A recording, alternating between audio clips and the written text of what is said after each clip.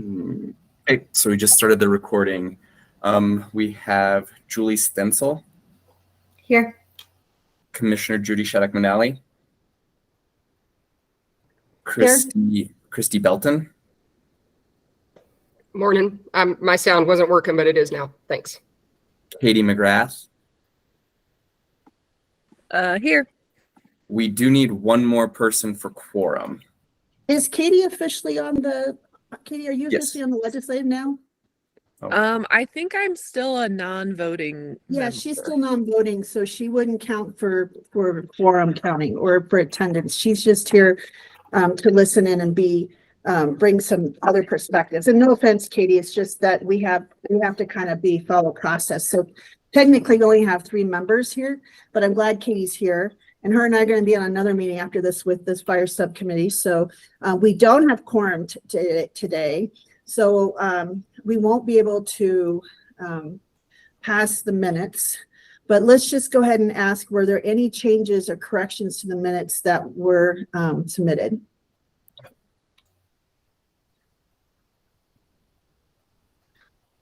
Okay, so we'll just say they're gonna, we don't have any changes and we'll move those on to the next agenda.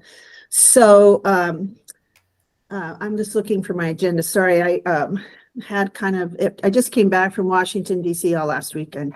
It's been, I'm still kind of running behind with emails and stuff. So the next one, I think we'll go ahead and just move on to this presentation to honor our guest presentation. And so I wanted to thank Dr. Sarah Hart for coming here today. I'm doing this presentation. This is I hope you all watched the video from the wildfire conference that Courtney had sent out. That was a really impactful presentation. And we thought we should kind of explore this because this is going to impact forest health throughout the whole state and the region. And so I want to thank Dr. Hart for being here today. And I'm really interested and thankful for this opportunity to have some more in-depth conversations. So Dr. Hart, I'm going to turn it over to you. And I think if everyone's okay with that, I don't know how long we plan to have you, Sarah. Dr. Hart, did they say 25 minutes, 30 minutes, or how long did they give you? Did they tell you? Like 20 minutes, but. Great. And then questions? Great. Yeah. Awesome. Well, please proceed. Thank you so much. Yeah, well, thank you all for having me. I'm going to try and share my screen here.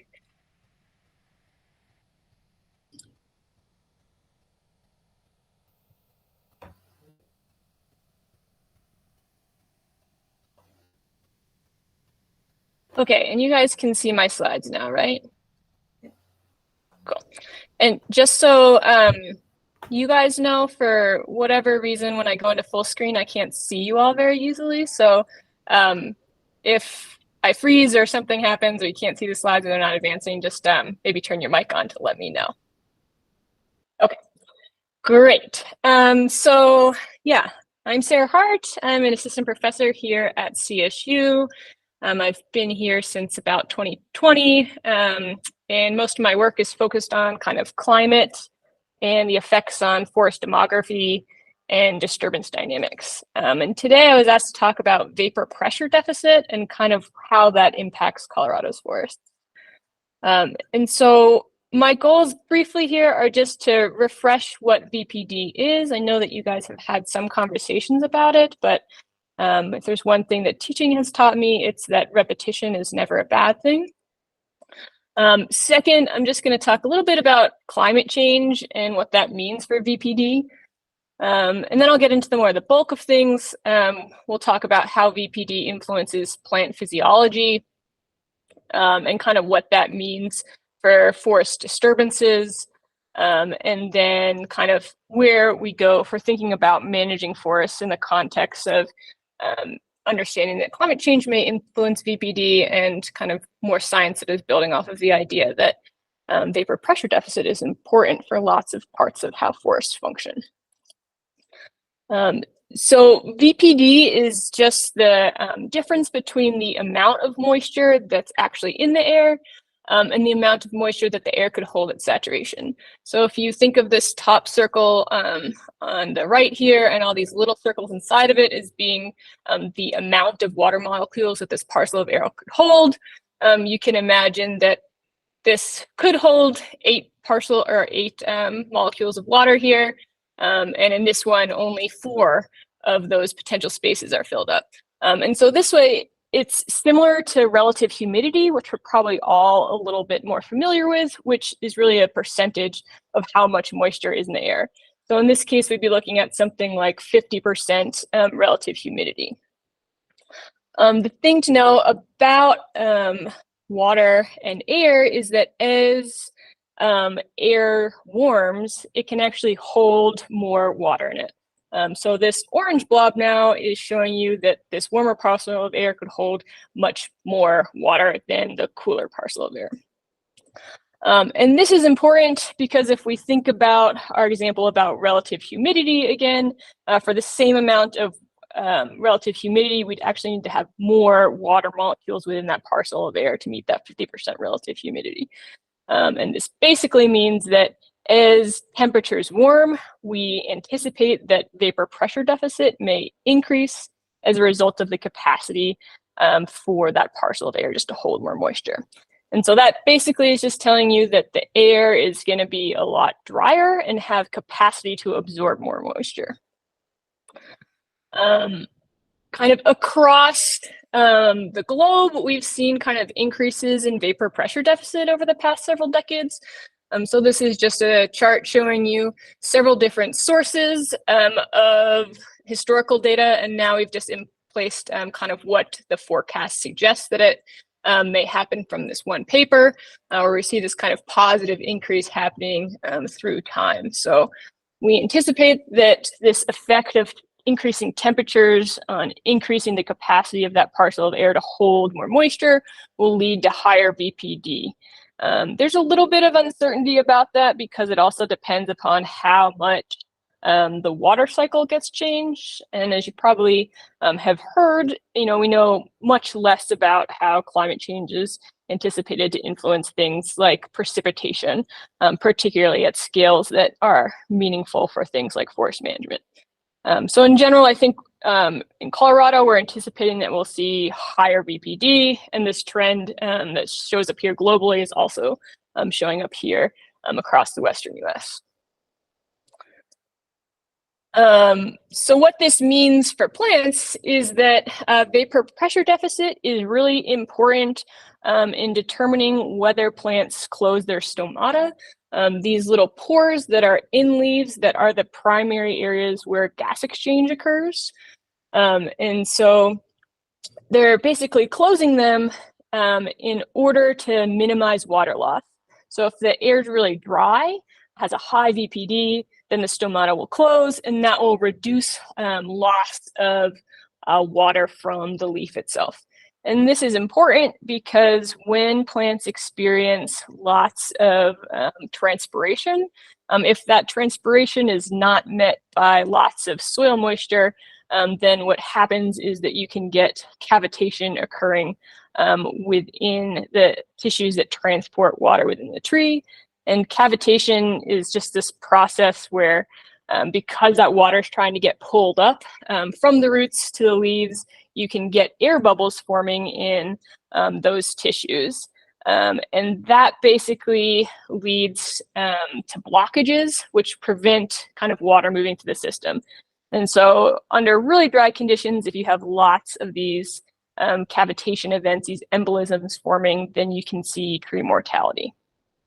So it makes sense that plants would want to close the stomata when it's relatively hot and dry and that vapor pressure deficit is really high. The thing that also happens is that when these stomata close, plants aren't actually doing as much photosynthesis because they're not bringing as much carbon into the leaf because the stomata is closed. Oops. And so that leads to some other challenges for plants. So there's kind of this balance between wanting to leave your stomata open so that you're uptaking carbon and photosynthesis is happening, but not losing too much water.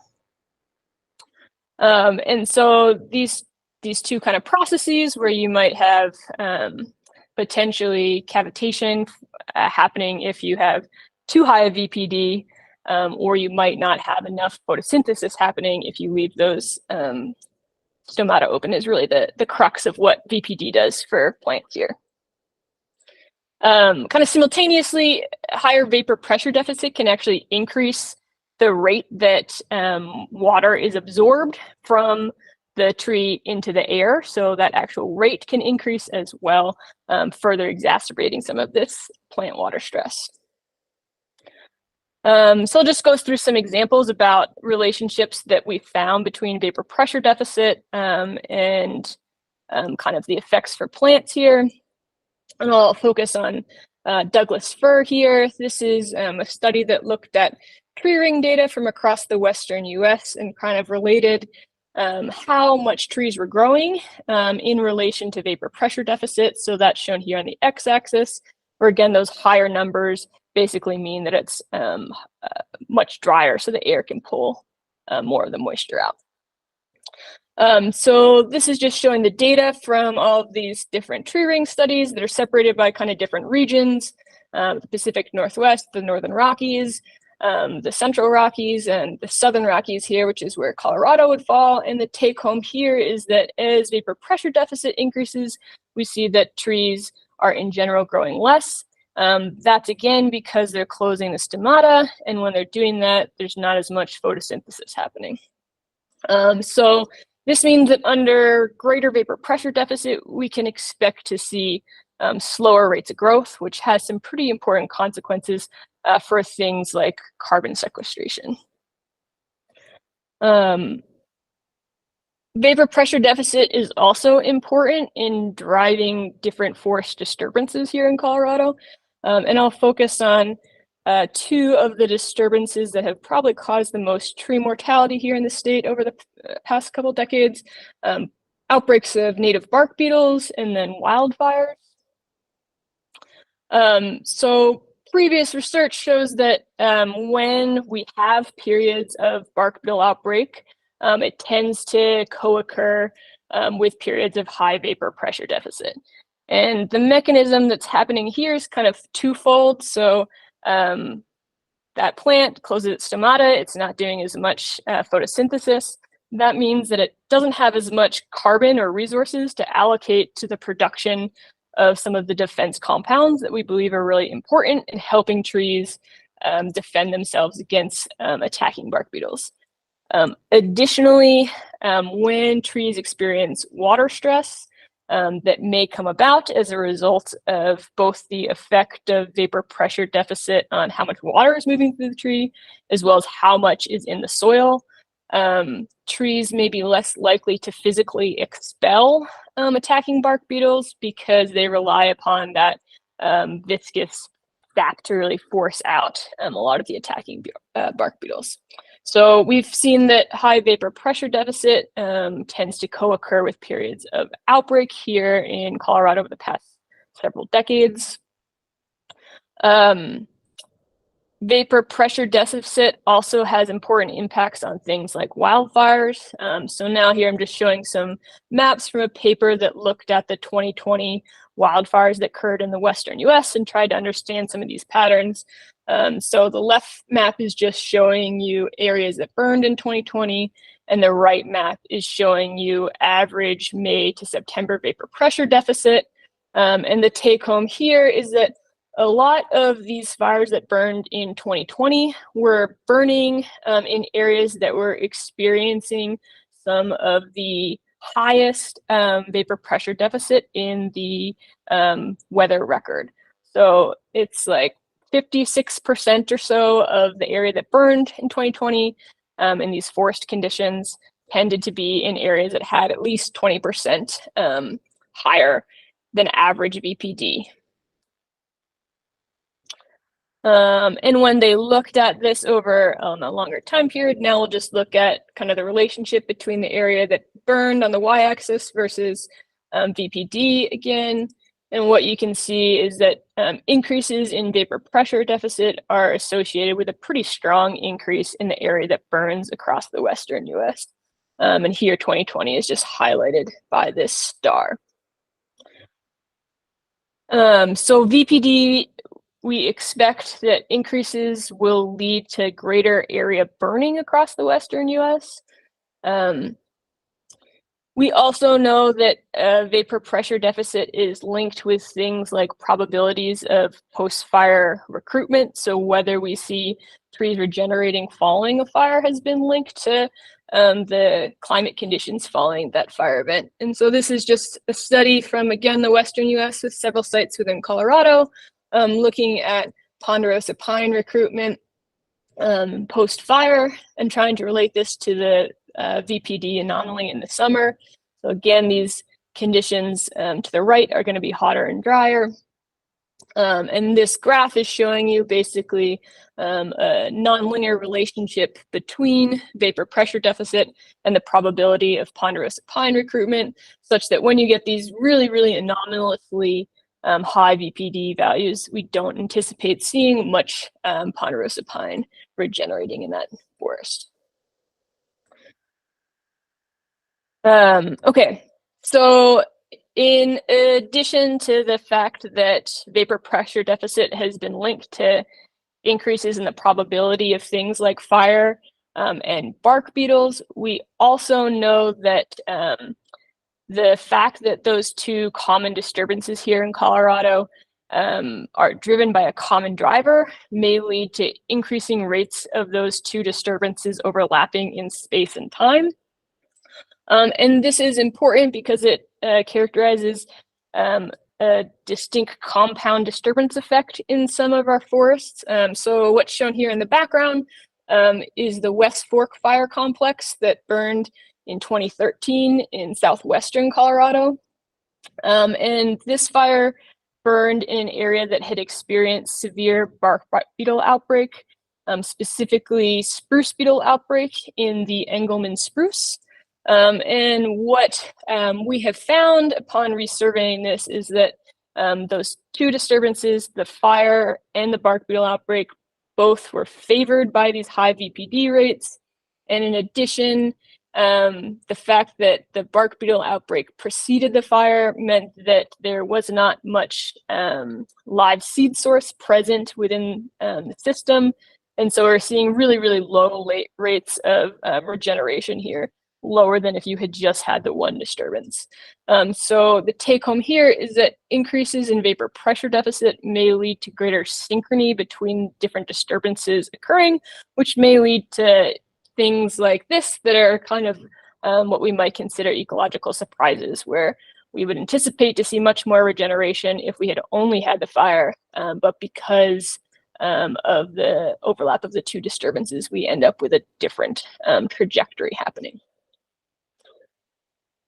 Okay, so some take-homes here and some thoughts about what this means for management. First, just think of vapor pressure deficit as being similar to relative humidity, except that vapor pressure deficit explicitly incorporates this idea that warmer air parcels can hold more moisture. And so in order to maintain that same relative humidity, you need more water molecules within that parcel of air. Vapor pressure deficit is important in regulating these plant physiological processes, notably photosynthesis and transpiration, because higher VPD leads to plants closing their stomata so that they don't have so much water loss that they have cavitation within their water transport tissues. Vapor pressure deficit also influences things like soil moisture, which is really important for plants as well. So there's a direct effect of, vapor pressure deficit just on whether that stomata is closed or open, but that ability of the atmosphere to soak up moisture is leading to greater rates of evaporation from the soil, and that is challenging for plants because it adds more water stress. Both vapor pressure deficit and soil moisture can then feed back onto forest disturbances, and this can happen through things like hot, dry air sucking up a lot of the moisture from the fuels but it can also be mediated by things like how plants are responding to vapor pressure deficit, where if they're experiencing lots of stomata closing and lower rates of photosynthesis, then we might see that trees are less likely to produce some of the compounds that they use to protect themselves or recover following disturbances. And then last, where we see vapor pressure deficit facilitating different types of disturbances, we may expect to see these interactions between disturbances that may lead to different trajectories following that event than we might if we just saw one. So all of this is to say that the potential effects of vapor pressure deficit on forests here in Colorado are relatively complex. But the take home is that we're anticipating that forests will experience a lot more of this moisture stress in the future.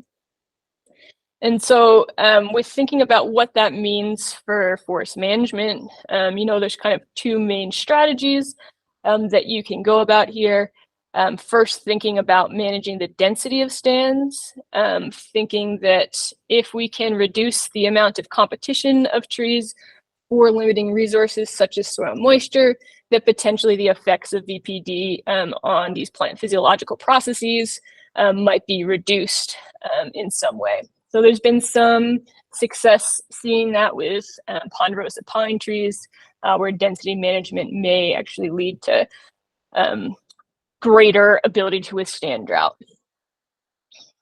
The other options here are to think about managing composition to make sure that when silvicultural activities are happening or post-fire planting is happening, we're thinking about trying to incorporate more of the species that are more drought tolerant, or even the individuals within a species who may exhibit greater tolerance. And then last, given kind of all of the potential ways that changes in VPD may increase these processes, it's also important to highlight that we should be thinking always about ways to increase heterogeneity, recognizing that heterogeneity provides us with more opportunities into the future. And then the last thing I just want to leave you with is that vapor pressure deficit is really highly correlated with a lot of other different climate variables. And so it can be challenging to really disentangle some of these effects, whether the biggest driver of, say, photosynthesis is soil moisture availability or VPD is hard because VPD can directly influence soil moisture. Similar relationships exist between temperature and vapor pressure deficit, as we've discussed, as well as solar radiation. So all of these things tend to co-vary. And with that, I think that we still need to do a little bit more work to figure out what kind of the consequences of VPD is on our systems. Okay, with that, I will say thanks, and I will be happy to take any questions. Thank you, Dr. Hart. That was really helpful. And I'm sorry if maybe Ray asked this question or someone else did. Will we be able to get these slides just so we can refer back to them later? Is there a way to get those from you? I would be happy to share them, yes. Great. So I have a few questions, but I'll see, and thank you. Excellent, great presentation. I really appreciate you kind of helping us understand a very complex concept in just a few minutes. So as I will open it up to the rest of the group. Christy, your hand's up first. Thank you. Thank you, Dr. Hart. This was very helpful. I think I have a fairly simple question. So warmer air will hold more moisture, right? Yes. Does that mean that it would then be increased humidity?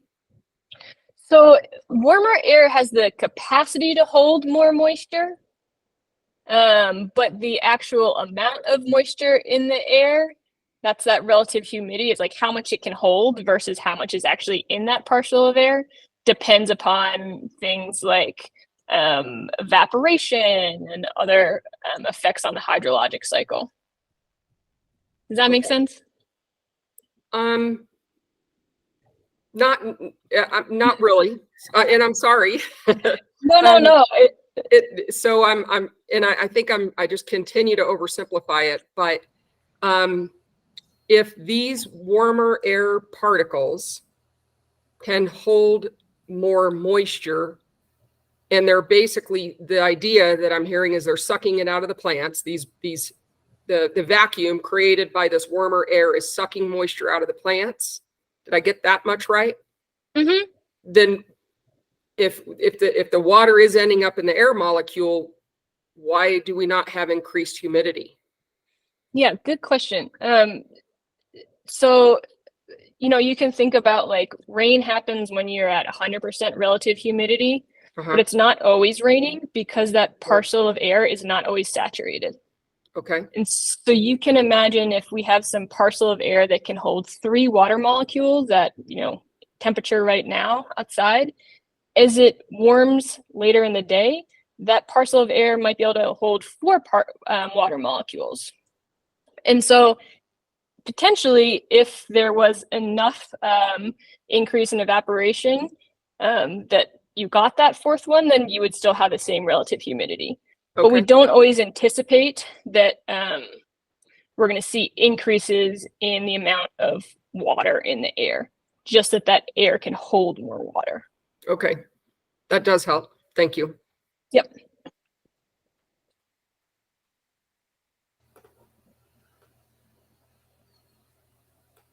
So I don't see anyone else's hand up. I'm going to ask a question. So a couple of things I was wondering about. So I'll ask, so I'll make sure I get both of them in. So if there was something, is there something that we could do to try to mitigate this for the soil health to help the trees survive this increasing vapor pressure deficit conditions? I know you talked about wildfire mitigation, to kind of reduce the density of the forest, which we're already doing for mitigation. So that's another reason to kind of help the forest have resiliency. Is there any other ways to help mitigate kind of these conditions? Like, is there a science to it yet, or is this just us trying to understand that these trees are having probably more of a risk for mortality, and our forests and our soil is getting more and more arid? Yeah, great question.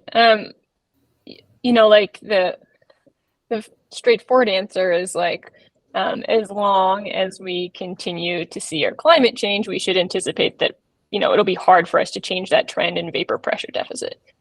In terms of what we might be able to do to help trees, that's where I think some of the fuels reductions treatments may be serving 2 purposes, where when you have a stand that's not as dense, we anticipate that trees won't be competing for water as much. And so that might be a strategy to think about reducing the density in some stands.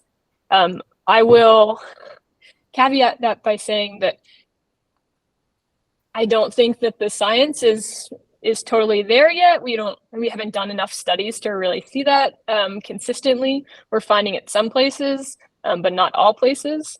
So with that, I would just say, it's a good time to think about implementing adaptive management, so that if we are seeing that reductions in density are really helping trees grow better under the same vapor pressure deficit conditions, the denser stand, that seems like it could be a path forward.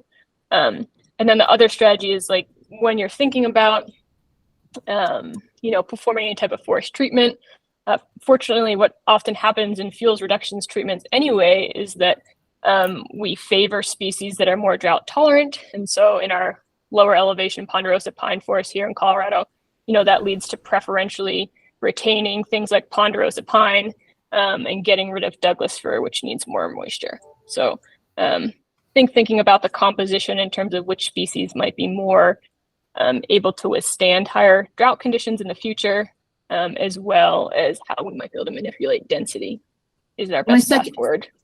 Okay, that's great. And Julie, I see your hand. I had a second question real quick so I don't forget it.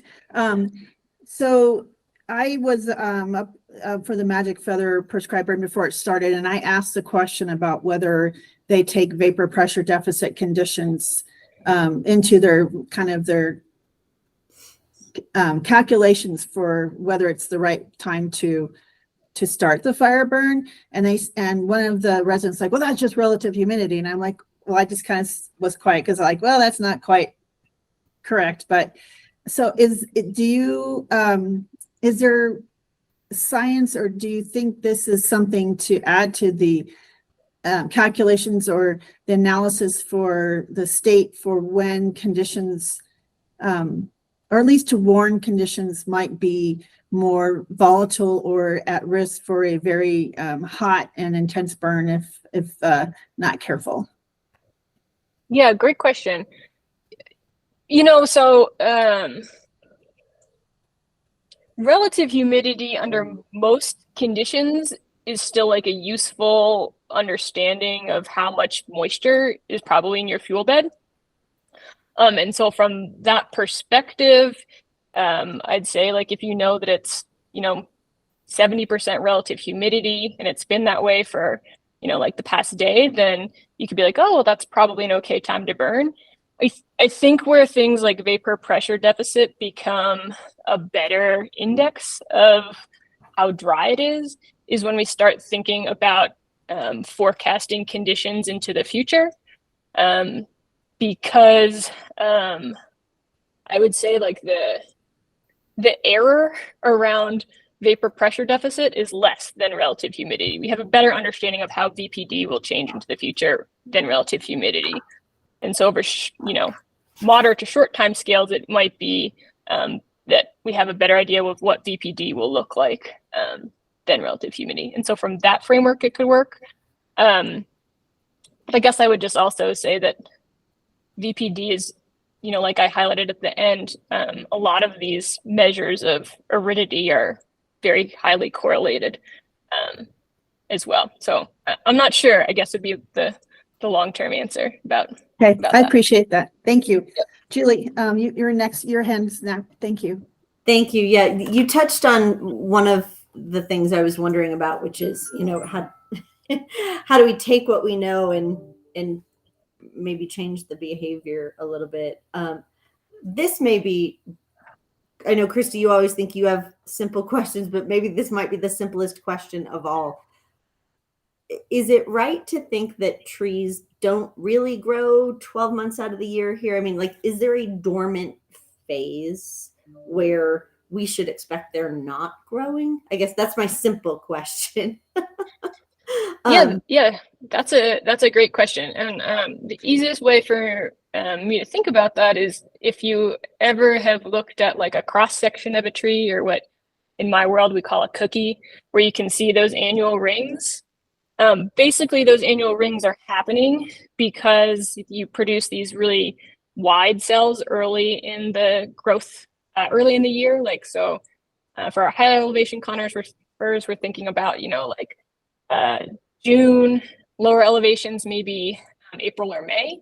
They get those really big cells. And then as conditions become more limiting, usually due to drought or water availability at low elevations, you get those really tight rings that lead to that dark kind of boundary. And so trees will stop growing sometime in the fall, oftentimes due to moisture availability or because it gets too cold and trees actually can't access water when soils become frozen. So yes, there are definitely periods when trees are not growing. Beyond that, I'd say we as much, but as you were walking through this, I thought maybe I'm just assuming something I shouldn't be. So that's, and I should have started by saying thank you. I thought your presentation was super helpful, very interesting, and I love when a presenter toward the end of their presentation sort of gets to the two questions that are, you hit my questions at the end of your presentation. So I was like, oh, see, she knew what we were going to be wondering. That maybe the only other outstanding question I had, when you gave the example of the fire that happened down in the southwestern part of the state, where you had these multiple conditions, right, coming together, and so what you were seeing post fire was this sort of regeneration failure. It just wasn't, things were not coming together the way they should post-fire to help regrow the forest. I guess what I'm wondering is when we're seeing this data, you know, about VPD and these other conditions, right? And are people tracking those conditions throughout the state with the forest such that we can go, ooh, you know, if a fire broke out over here, we might have this regeneration problem. And so as to say, are there ways, if we're tracking that and kind of monitoring when these conditions are coming together, are there things we could do pre-fire to, I don't know, to help the soil, to do something different, so that if the fire broke out, if there were a higher likelihood because of all the conditions that a fire is likely to occur there under the right conditions, are there things we could do today to help the forest health in that area when you see like a bark beetle condition and the VPD is, you know, trending in the wrong direction? Are there things we could do today to help forest health in those areas? So we don't find ourselves in a sort of regeneration failure state in that area? Yeah, great question. Yes, there are tools. So there's something called the Southern Rockies Reforestation Tool, which is basically just a map tool that lets you see kind of, given what the climate conditions are, what are the likelihood that trees will regenerate in a given area. And that's based off of kind of climate conditions. So that would be like post-fire. You might be able to use that tool to think about, okay, where do we want to think about planting trees if our goal for this parcel of land is to maintain tree cover?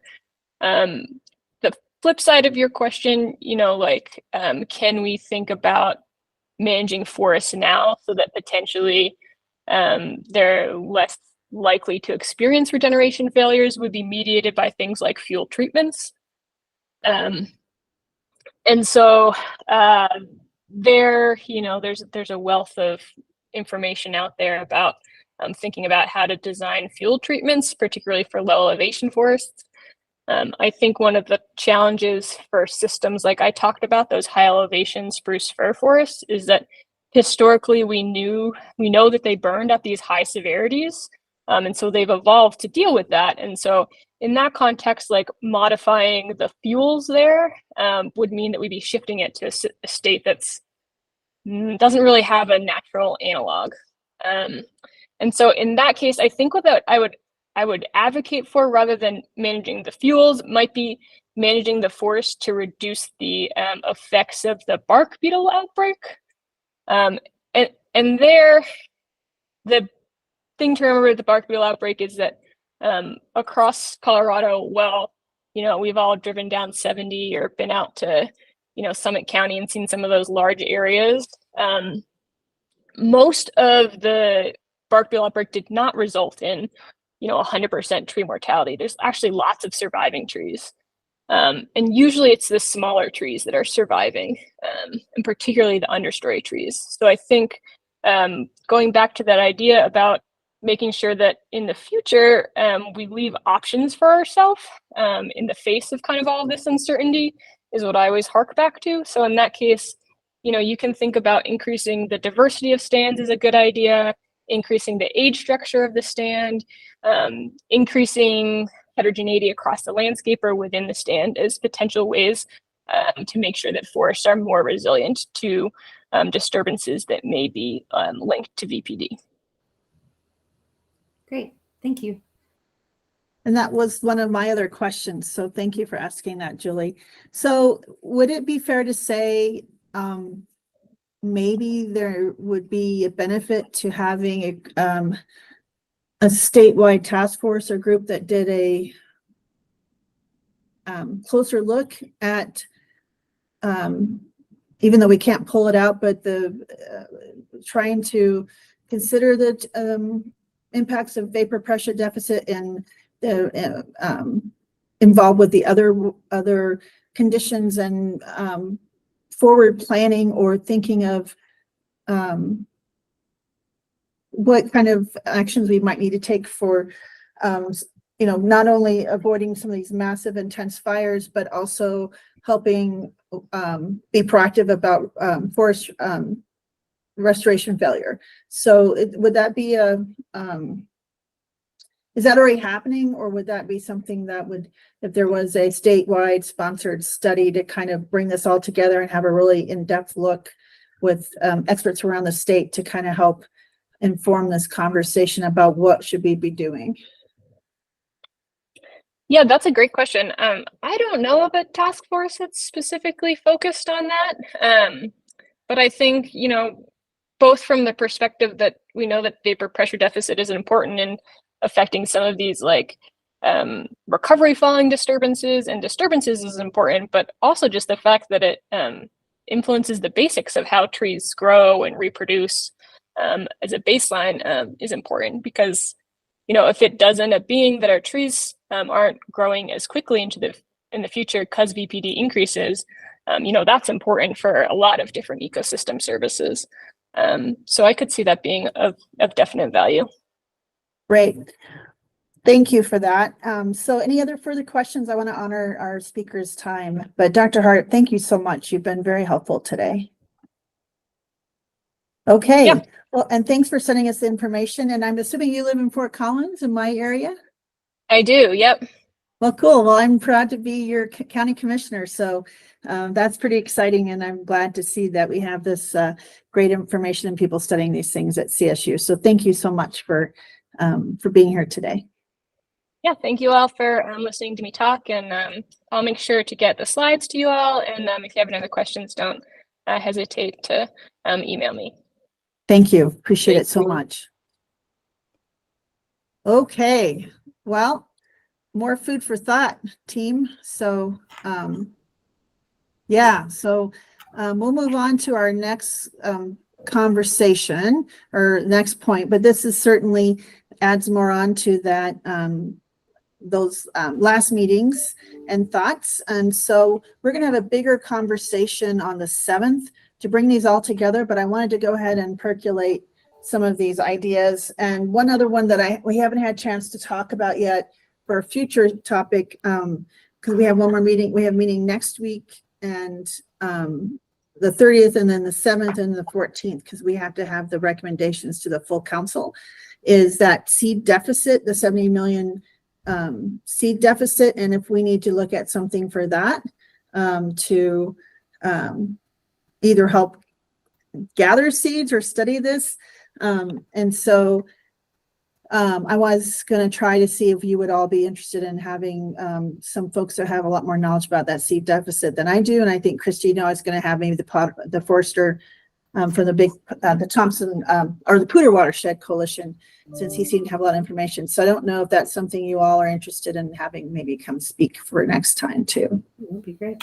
Okay, so one idea I have, just so you know, Courtney's been kind of keeping a running list as we have, so we don't have to kind of think back to what we were doing. We've been trying at the end of the meetings come back and say, okay, this popped up and that popped up. Maybe we should talk about this.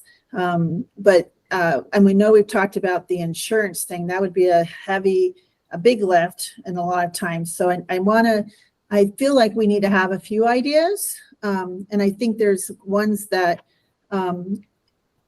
there's some big topics to talk about. Last time, the workforce development one and continued funding was definitely came very clear. And this one, I feel like we have some ideas, but they're not as, fine-tuned. So I was wondering, since we're not sure what to do about this vapor pressure deficit, that's why I asked her about the study, is maybe asking the legislators to bring a task force and ask for not only, but we have to be very specific, because the task force will just sit there and talk, but to ask specifically for a recommendation and study analysis, because it sounds the research is there, but to bring all the information together to kind of bring a recommendation for what we need to look at and understand for whether the forests are not going to be growing as fast, or maybe there's more restoration failure.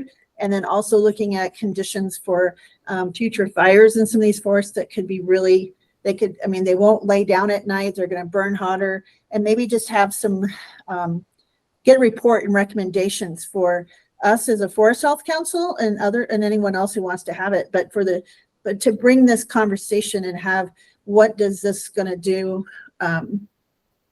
to our forest and us being able to regenerate our forest, and is that part of the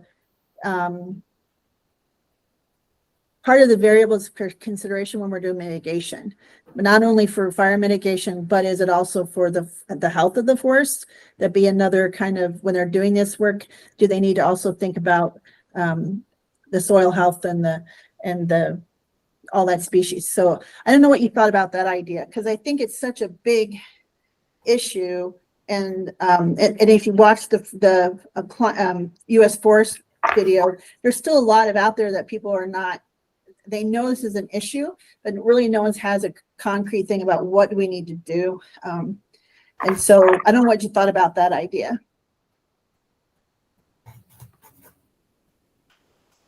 Any feedback or ideas, or? I'm still struggling, understanding it, but I'm getting there. So this was good today. I also struggle with,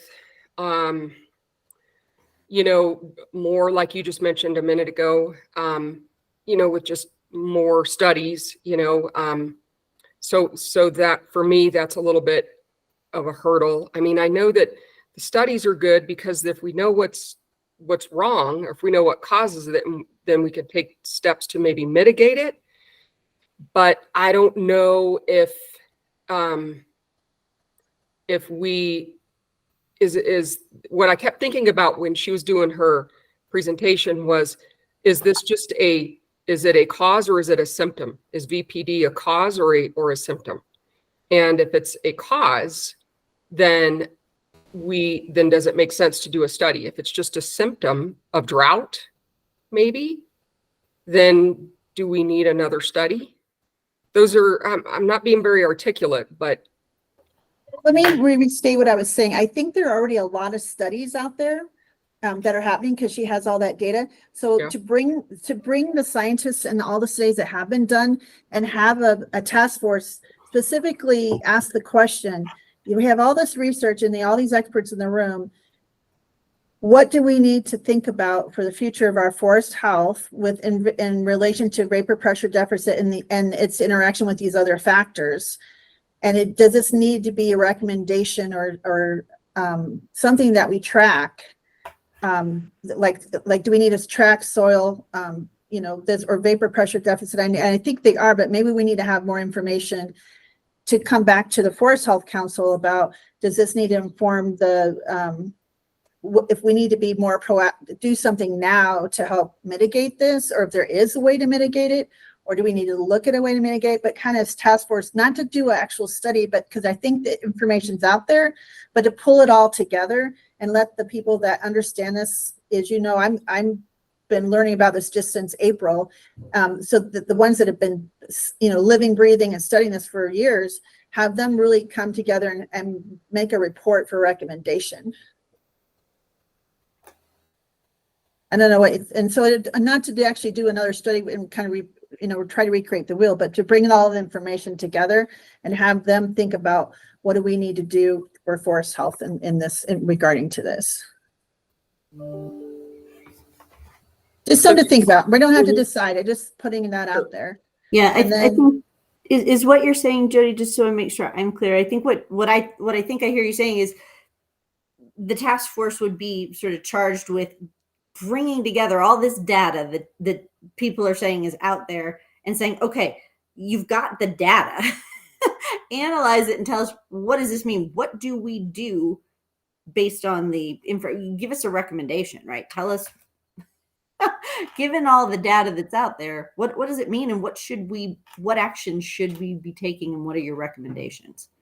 Okay, yeah, that's helpful.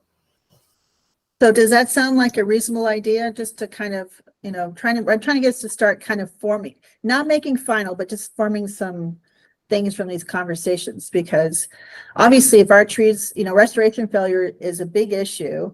If we get these burn areas or these forests not growing and then we can't get them to regenerate, that's going to be a problem. And if we don't have photosynthesis happening at the rate that it should be, that's the air we breathe. And that's also our watersheds. And then our water, and then if the soil health isn't great, it's not going to maintain the water, and it's going to just run down the river out of sight of our state. And so that just, there's a lot of things involved with it. So I feel like it's such a large issue that I think having the task force to kind of bring that up. Your thoughts, Christy? So, I that makes good sense, where we just have a task force that puts all the data together and makes some recommendations. My request would be that, that they also incorporate some of the other data that seems to just be missed, which could be like benefits of logging. And she touched on that a little bit, thinning and fuel reduction, and also, incorporate some grazing in there with my cattle ranching hat on. So that would be my suggestion. If we're going to put all of the data in there, I'd like it to be all of the available data, not just the politically correct data. Well, and I think that's just good science, is to make sure you're looking at everything, right? Everything. Yes. Right. And it needs to have a comprehensive look at what do we need to do. So I agree with you. That's a great idea. Thank you. So let's kind of put that kind of as a sticky on our wall for our kind of virtual wall there. This is an idea. And then you guys feel like talking about the seed deficit is a good idea, because I have talked to some lawmakers in DC. They had no idea that there was this deficit. And so I think that's one that I think it'd be great to kind of formulate that.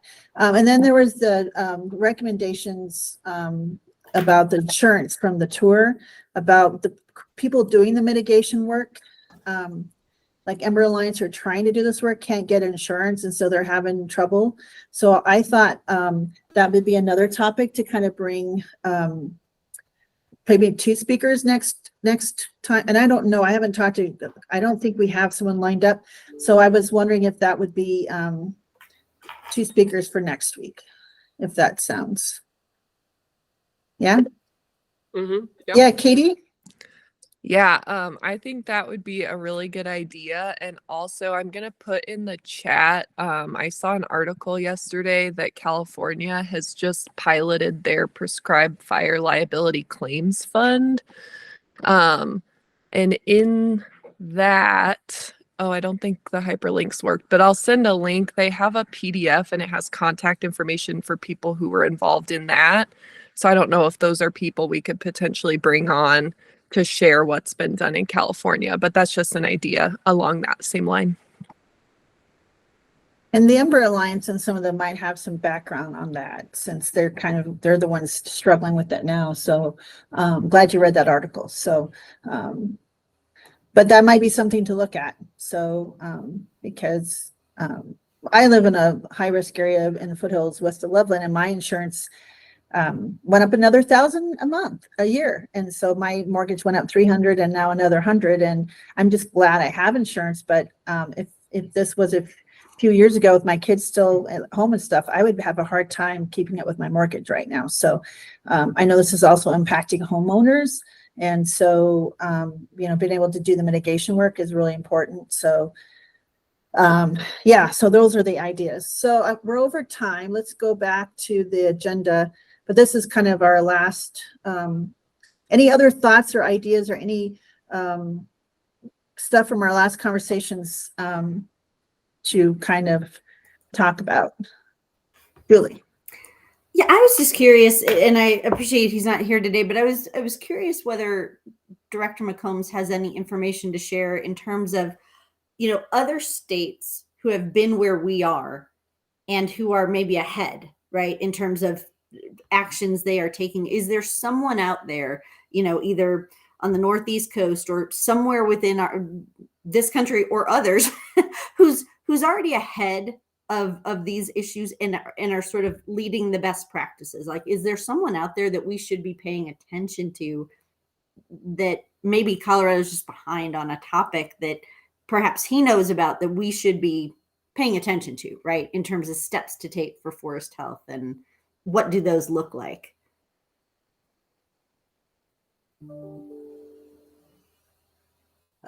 That's a great idea, and I think you're right. We should try not to recreate the wheel, but try to see what else we can do. We'll have a full agenda next week, but we have to kind of get these, because I think we need to have I think next week's kind of our last, I wouldn't say permanently our last, but we really need to get through some of this information before we have that big conversation on the 7th. So I just want to say best practices, seed deficit, what was the other one I said? The insurance. And the task force. So we'll get those on the agenda. And then just, I just wanted to share that Katie and I we're on the subcommittee from the Forest Health Council and the Colorado Fire Commission, and we're having a subcommittee meeting at 10. And it's with some of their members, and then kind of having that conversation so that we have that kind of overlay. So we'll bring a report from that meeting for next week. So, Katie, yeah, the Wildfire Watershed Program, we've already discussed that. That's some of that's federal money. So it's money that we can extend, but the program's still going to continue. And it will probably be looking for other sources. So we've already kind of discussed that, and I need to just get back to Laura and them at the Poudre Watershed, but we talked about that the first meeting. And so that we had, so, yep.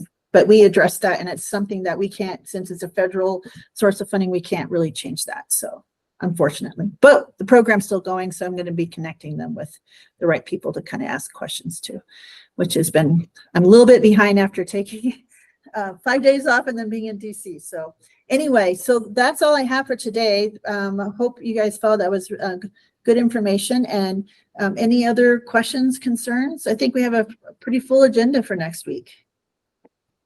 Good. Okay. Well, with that, I'll take a motion to adjourn. So moved. Second. Are I guess we can't vote. Official? Yeah, we're not official. We can't vote. Well, we're adjourned. So thank you all. We'll see you Have a next good time. weekend, everyone. Thanks, James, for facilitating. Have a great weekend. So James, I'll send an email talking about those topics, and I'll go ahead and try to get at least some beginning speakers. And then if you talk to Director McCombs, maybe we can try to see about yeah. I'll Okay. ask about Julie's question. About the having him come. Yep. See if he can Yeah. come and just present real quick. Okay. Awesome. Thank you very much. Have a great Mhm. weekend. Take care. Thanks. Bye-bye. Thanks. Bye-bye.